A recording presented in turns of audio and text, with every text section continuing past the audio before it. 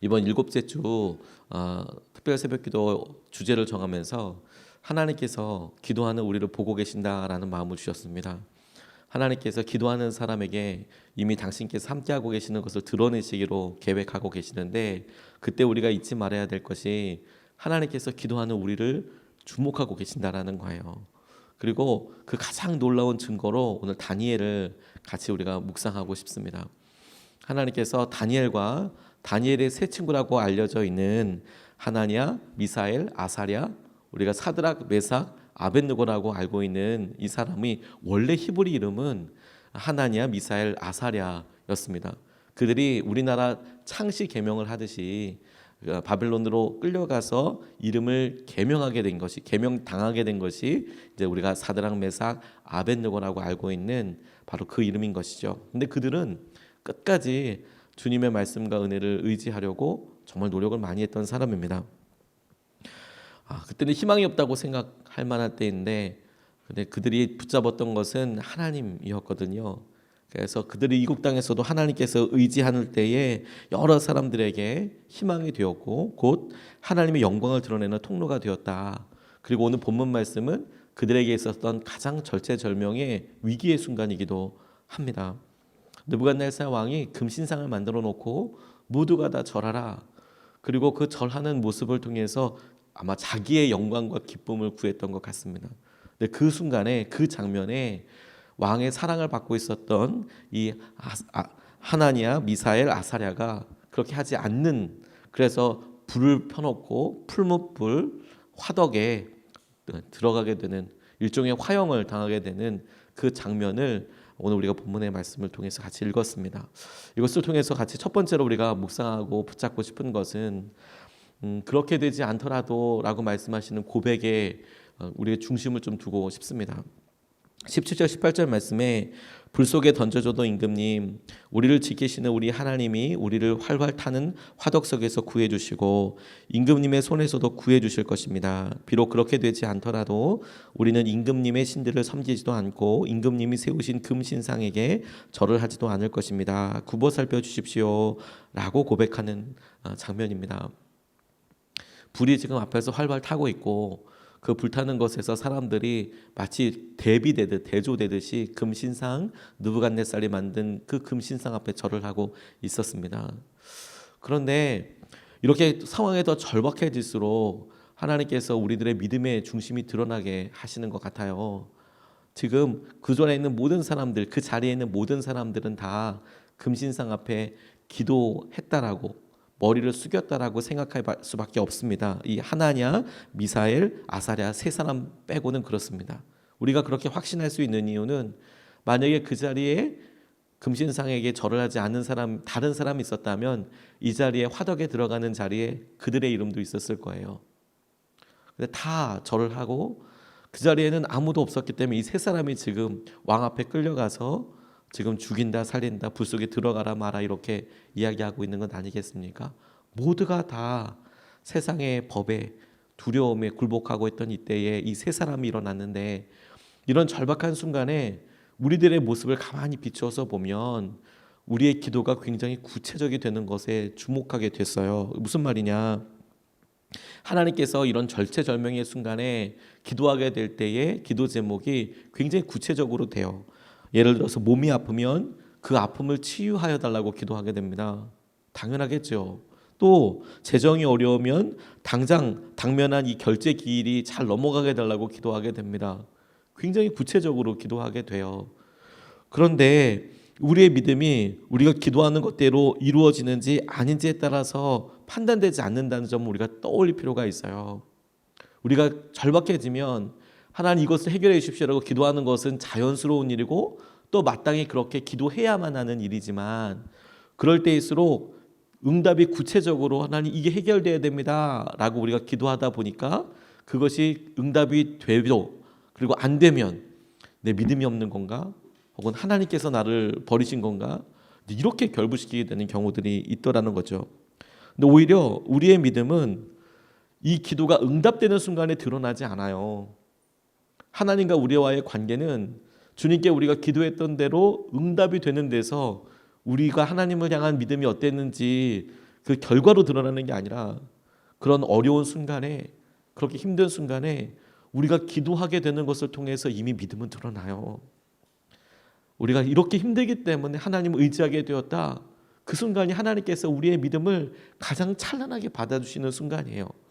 그리고 기도한다는 것이죠. 하나님, 이 일을 놓고 기도하고 간절히 기도합니다. 구체적으로 기도하게 돼요. 그런데 이 다니엘의 세 친구에서 우리가 믿음으로써 또 한 번 주목하게 되는 것이 무엇이냐면, 그렇게 되지 않더라도 라고 기도하고 있는 거예요. 보통 우리는 이것에 대해서 그냥 아주 간단하게만 이해하면 이렇게들 이해하시는 것 같아요. 하나님, 내가 이렇게 절박하게 이 중요한 문제를 놓고 기도하지만 그게 이루어지지 않더라도 주님께서 괜찮습니다. 주님 뜻대로 하십시오. 이제 그렇게 되지 않더라도 주님, 제가 실망하지 않겠습니다. 이렇게 표면적으로 이해하게 되는데, 거기서 조금만 더 깊이 들어가면 그렇게 되지 않더라도 주님을 믿겠다라는 고백은 하나님께서 선하신 것을 믿는다라는 고백이에요. 하나님께서 어떤 일을 하셔도 그것이 우리에게 가장 선하신 방법인 것을 제가 믿겠습니다라는 고백인 거예요. 하나님 풀무 속에 들어가도, 화덕 안에 들어가도, 들어가지 않아도, 그렇게 되지 않더라도 하나님이 이 상황을 잘 알고 계시고 하나님께서 이 상황을 통하여서 가장 선하시게 제게 허락하여 주신 분이신 것을 제가 의지합니다. 제가 붙잡겠습니다. 그것이 우리 가운데 믿음의 중심이고 기쁨이 되게 하신다는 거예요. 이 다니엘의 세 친구의 믿음 속에서 보는 것이 저는 바로 그것이라고 생각하게 됐어요. 어떻게 돼도 상관없다는 게 아닙니다. 어떻게 돼도 상관없다는 게 아니라 어떠한 결과여도 하나님이 가장 선하신 길로 인도하신다는 것을 제가 믿겠다라는 거예요. 제가 그것을 신뢰하겠다는 거예요. 하나님께서 왜 우리 마음을 모르시겠습니까? 하나님이 왜 우리의 이 절박함을 모르시겠습니까? 그런데 우리가 이런 상황에서 결과를 떠나서 하나님께 기도하게 되었다는 것이 우리의 믿음의 가장 중심의 핵심이라면, 하나님, 이 결과마저도 하나님께서 가장 선하시게 인도하시는 분이신 것을 내가 신뢰하겠습니다라는 믿음이 정말 놀라운 은혜이고 축복인 것이죠. 우리가 잘 알고 있는 조지 밀러의 삶을 보면 어려움과 아픔이 참 많았습니다. 그래서 그가 많은 고아들을 먹여 살리고 그런 일들에 우리가 많이 익숙하지만 그의 개인적인 삶을 보면 참 가난하게 살았어요. 가난하게 살고 힘들게 살고 어렵게 살았습니다. 그래서 그의 모든 것이 다 기도 제목이었어요. 자기에게 있어서. 그래서 조지 밀러가 썼던 기도 그 일기들을 보면 뭐 하나님의 나라와 영광을 위해서 기도한 부분들도 있지만, 하나님 얼마를 채워주십시오, 차비가 없습니다, 뭐 이런 구체적인 기도 제목들과 그걸 하나님께서 얼마나 신실하게 채워주셨는지 그런 고백들이 참 많아요.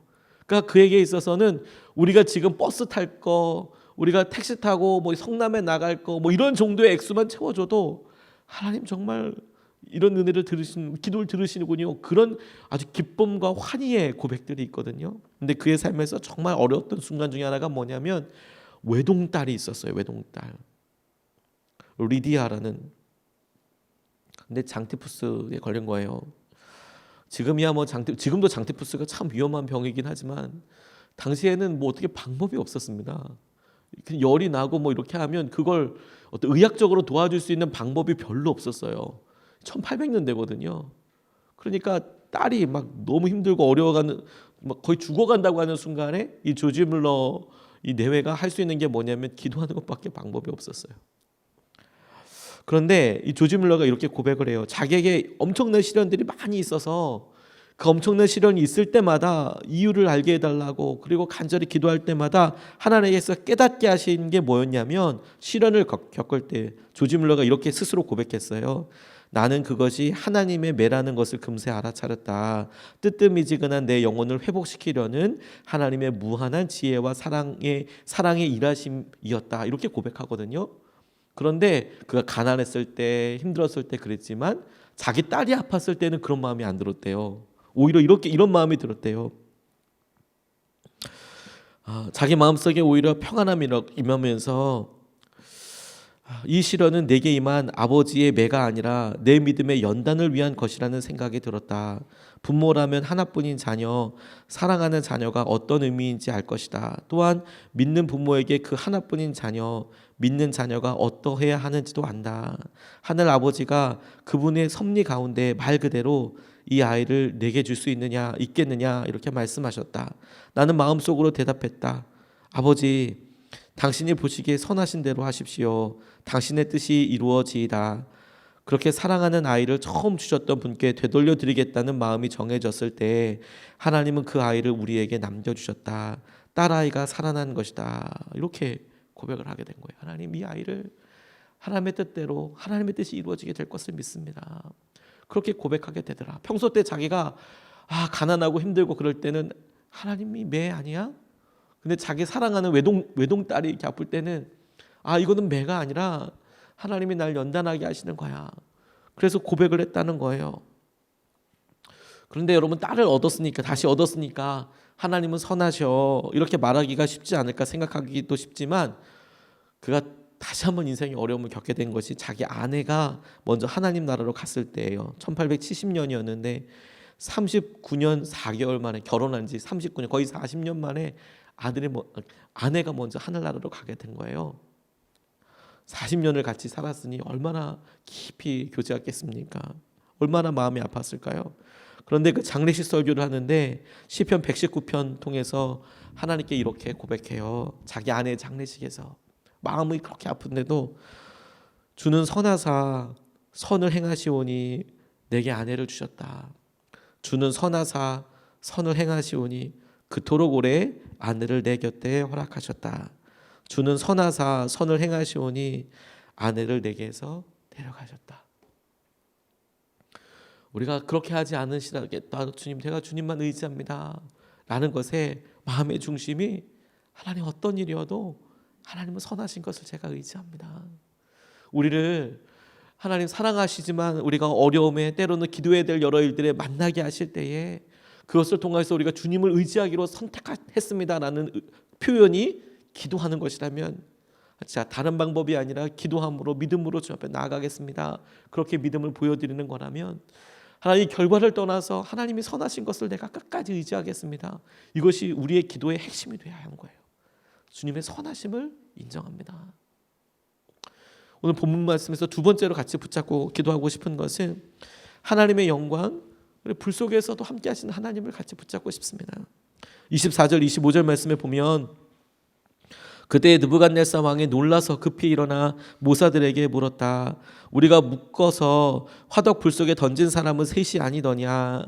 그들이 왕에게 대답하였다. 그러합니다, 임금님. 왕이 말을 이었다. 보아라, 내가 보기에는 네 사람이다. 네 사람. 모두 결박이 풀린 채로 화덕 안에서 걷고 있고 그들에게 아무런 상처도 없다. 더욱이 넷째 사람의 모습은 신의 아들과 같다. 이렇게 이야기하고 있거든요. 하나님이 가지고 계셨던 응답은 하나냐, 미사엘, 아사랴가 생각하고 있는, 머릿속에 꿈꾸고 있었던 것을, 상상을 뛰어넘는 것이었어요. 그들이 지금 이 풀무불 화덕 앞에서 기도할 때에 이 절박하고 간절한 기도, 이 내용이 이 불이 꺼지든지 느부갓네살이 변하든지 이런 상황이 끝나든지, 사실 이런 것을 놓고 우리가 기도하지 않습니까? 우리의 상황에 하나님, 우리가 간절히 기도하는데 우리의 아픔이, 하나님, 우리의 이런 여러 관계들이, 어려움이 해결되기를 원합니다. 해결과 이 어려움에 있어서 하나님께서 뭔가 개입해 주시는 것을 놓고 우리가 기도하잖아요. 당연한 거죠.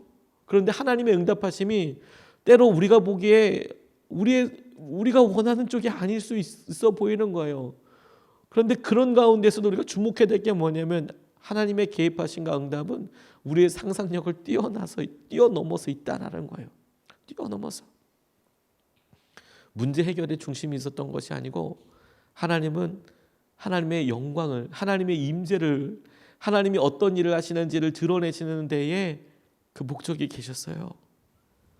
그래서 우리의 바람이라면, 하나님 불 속에 안 들어가게 해주십시오. 그런데 하나님의 계획이라면 불 속에 들어가서라도 내가 너와 함께 하겠다라는 거예요. 내가 불 속에 있더라도 너랑 함께 하겠다. 우리는 불 속에 안 들어가고 싶어요. 근데 주님은 네가 불 속에 들어가더라도 불이 너를 해치지 못할 것이고, 내가 너를 지킬 것이고, 그리고 내가 너와 함께하는 것을 사람들이 알게 될 거야. 여러분, 우리가 처음에 붙잡고 기도할 때부터 기도가 이미 기적이라고 같이 기도했잖아요. 기도하게 됐다면 이미 기적이다. 우리 가운데 기가 막힌 상황으로 기도하시는 성도님이 계시죠. 정말 불 속에 있는 것처럼 힘들어요. 그런데 그런 우리가 기도하게 되었다면, 그래서 우리가 지금까지 이렇게 기도해 오면서 한결같이 날마다 붙잡고 있는 게 무엇입니까? 불 속에 있는 이런 삶에서도 하나님, 우리가 기도할 때 우리와 함께하고 계신다는 거예요. 그게 이미 기적 아닙니까? 그게 이미 놀라운 일 아닙니까? 제가 2008년도에 마음속에 어려움이 있고 낙담이 있어서 기도하다가 하나님께서 기도 가운데 이런 응답을 제게 주신 적이 있어요. 제가 그때 기도했던 내용들을, 하나님께서 제게 말씀하신 내용들을 제가 그날 이렇게 적어놨어요. 기도자의 영광을 회복하라. 하나님께서 제게 이렇게 말씀하시더라고요. 기도하는데 제게 너 기도자의 영광을 회복해야 한다, 이렇게 이야기하셨어요. 이게 무슨 소린가 처음에 기도하다가, 기도자의 영광을 회복하는 게 어떤 일일까? 기도하는 사람만이 가질 수 있는 자신감이 있다라고 얘기해 주셨어요. 기도하는 사람만 가질 수 있는 자신감이 있다는 거예요.